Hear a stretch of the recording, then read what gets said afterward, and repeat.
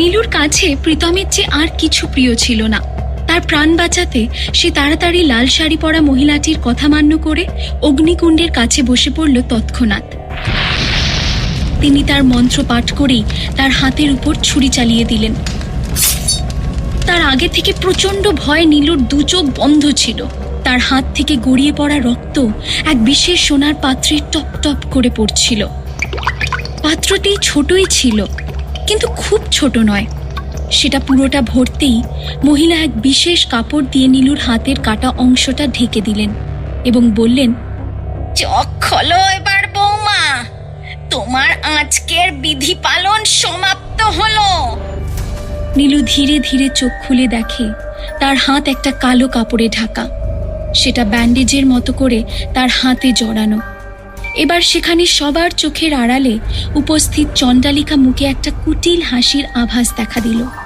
বিধি সম্পন্ন হতে প্রীতমের ওপর থেকে তার শয়তানি নিয়ন্ত্রণ সরিয়ে নিল সে। প্রীতম অজ্ঞান হয়ে মাটিতে পড়ে গেল। যে মনে মনে বৈকুণ্ঠপুর থেকে পালিয়ে যাবার পরিকল্পনা করেছিল, সে প্রীতমকে এই অবস্থাতে দেখে সমস্ত কিছু ভুলে গেল। নীলু দুশ্চিন্তাগ্রস্ত হয়ে প্রীতমকে জিজ্ঞেস করল, কিভাবে হলো এসব প্রীতম? প্রীতম মুচকি হেসে বলল, গাড়ি চালাচ্ছিলাম, পথের মাঝখানে একটা বিড়াল চলে আসে, তাকে বাঁচাতে গিয়েই এই অবস্থা। বলে মুখে একটা মলিন হাসি নিয়ে নীলুর দিকে চেয়ে রইল সে। সুমিত্রা দেবী নীলুর কাছে এসে তার কাঁধে হাত রেখে বললেন, বৌমা, এবার তোমায় যেতে হবে, বেশিক্ষণ এভাবে থাকা চলবে না। এবং প্রীতমের দিকেও তাকিয়ে বললেন, বাবা প্রীতম, যাও নিজের ঘরে গিয়ে একটু রেস্ট নাও। নীলু একটু অনুনয় করে বলল, মা, শুধু আজকের জন্য আমি কি প্রীতমের সাথে থাকতে পারি না?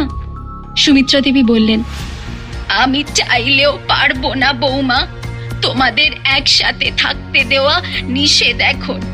আর দেরি করো না, তুমিও গিয়ে আরাম করো এবার। এটা শুনে নীলুর আর সেখানে দাঁড়িয়ে থাকা চলে না। সে প্রীতমকে একবার দেখে নিজের ঘরে চলে গেল। ওদিকে লাল শাড়ি পরা মহিলাটি সুমিত্রা দেবীকে বললেন, রানীমা, রক্তের ভোগ তো নিয়ে ফেলেছি, এখন ভোগটা পরিবেশন কে করবে মালিককে? ভেবেছেন সেটা? তার কথা শুনে স্বাভাবিকভাবেই সুমিত্রা চিন্তায় পড়লেন। তিনি বললেন, আমি দেখছি কি করা যায়, আপনারা এখন যেতে পারেন। তার কথা শুনে সবাই সেখান থেকে যেতে লাগলেন। সুমিত্রা রক্ত ভরা পাত্রটি নিয়ে রাজমহলের বাইরে চলে যেতে লাগলেন। তার ছিল সেই ছুরিটাও যা দিয়ে নীলুর হাত কাটা হয়েছিল। অদ্ভুতভাবেই হোক, সেই ছুরিটার গায়ে কোনো প্রকার রক্ত লেগেছিল না। রক্তের এক ফোঁটাও অপচয় করা চলে না। অন্যদিকে চণ্ডালিকার জন্য বাধা হয়ে দাঁড়াচ্ছিল নীলুর আত্মবিশ্বাস এবং দৃঢ়তা। সে এক পলক রাজবাড়ির দিকে তাকিয়ে সেখান থেকে প্রস্থান করল। নীলু নিজের ঘরে এসে বসে আজকের ঘটনাগুলো এক মনে ভাবতে লাগলো। তার এখান থেকে পালানোর পরিকল্পনার কথা যেন সে একদমই ভুলে গিয়েছে। প্রীতমকে ওই অবস্থায় দেখে তার বুকটা মুচড়ে উঠেছিল। এরকমই নানান কথা ভাবার মাঝেই সেই একই রহস্যময় কণ্ঠস্বর তার মাথার ভিতরে প্রতিফলিত হলো, নীলিমা, তুমি প্রীতমকে নিয়ে এত ভাবছো কেন? তার উপর কি করে তুমি ভরসা করতে পারো?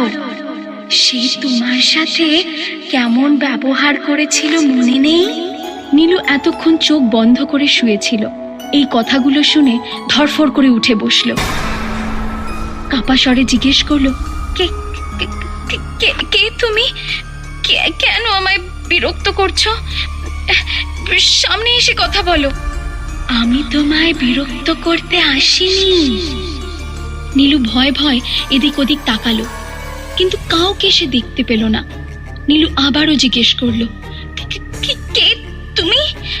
সামনে এসো বলছি। তুমি দেখতে পারবে না নীলু, আমি তোমার সামনে আসতে পারবো না যে। কেন?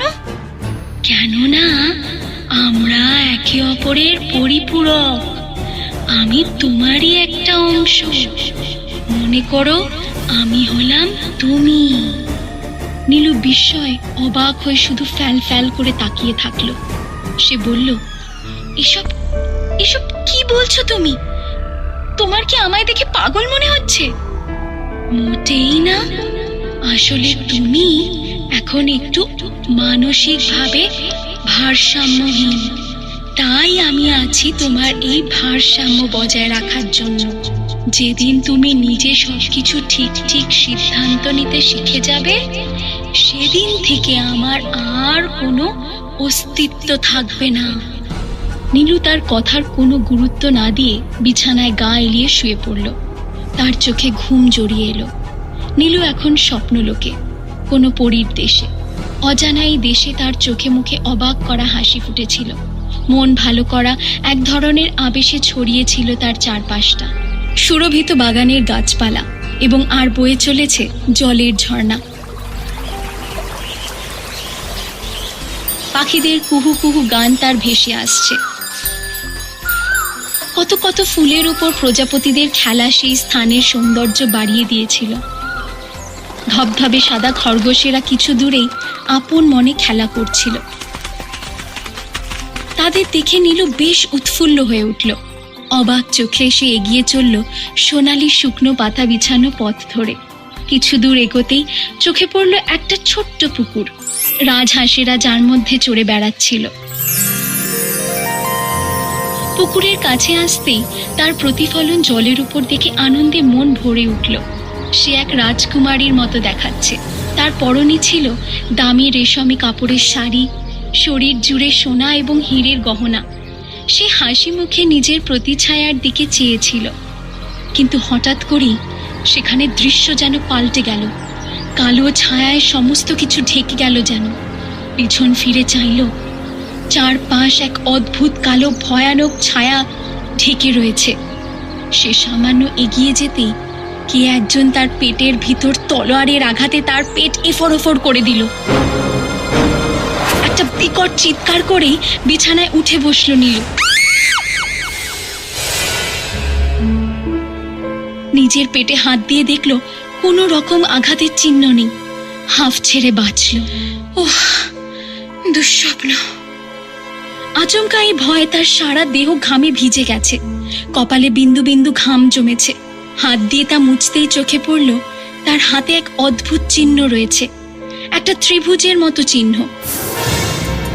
একই জিনিস সে স্বপ্নেও দেখেছে, যে তার উপর হামলা করেছিল তার হাতে। এটার কি মানে হতে পারে? ঠিক এই সময় দরজায় ঠক ঠক শব্দ শুনে সে চমকে উঠল। খুলে দেখল একজন দাসী দাঁড়িয়ে রয়েছে। সে তাকে বলল, কি হয়েছে? এত ভোরবেলা কি কাজ? আচ্ছা, ছোট বৌমা, আমায় রানীমা পাঠিয়েছে আপনাকে ডাকতে। আপনি তৈরি হয়ে নিন, বিধি পালনের সময় হয়েছে। এবার কি অগ্নি পরীক্ষা দিতে চলেছে নীলু? আর ত্রিভুজ চিহ্নের রহস্যটাই বাকি।